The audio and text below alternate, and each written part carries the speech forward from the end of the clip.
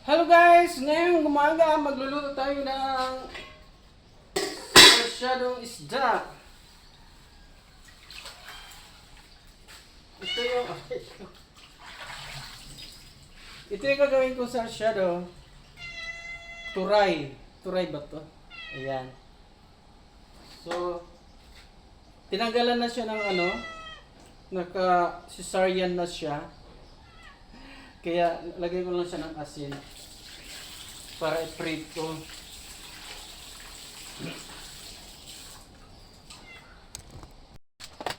Lagyan natin ng asin.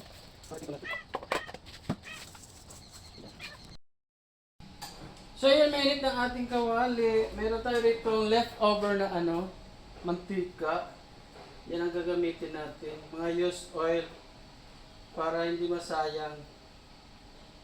Kaya kayo dyan, pag meron kayong mga used oil, itago nyo lang kapag hindi pa masyadong maitim para magamit nyo uli.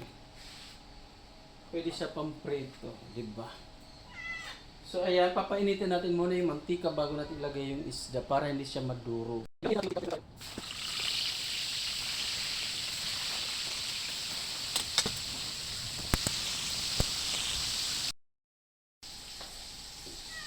Habang di paluto yung prito, maghihiwa tayo ng sangka para sa ating lulutuin isda.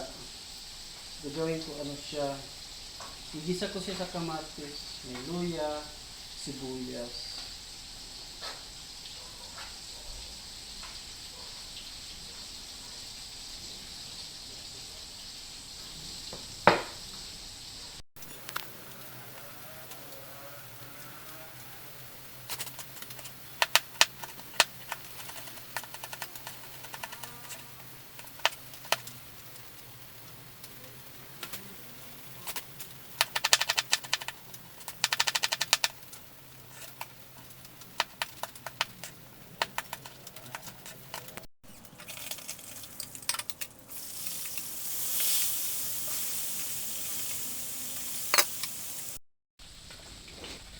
So ayun, habang niluluto pa natin ibang isda, magigisa na tayo ng ating salsa.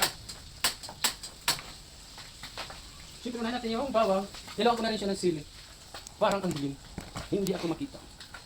Ayan, initan natin yung sika. Hindi ko pala. Rock lang yan, initin niya.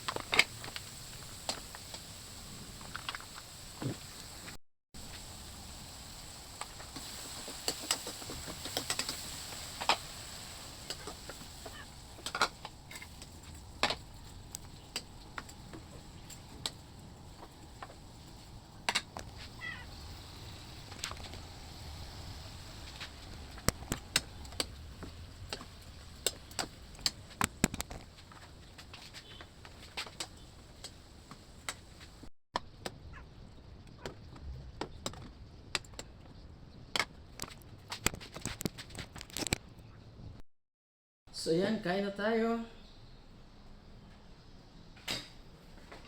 Kain na tayo, oh. Ito na yung niluto ko. Kanin. Siyempre, tubig. Kain na.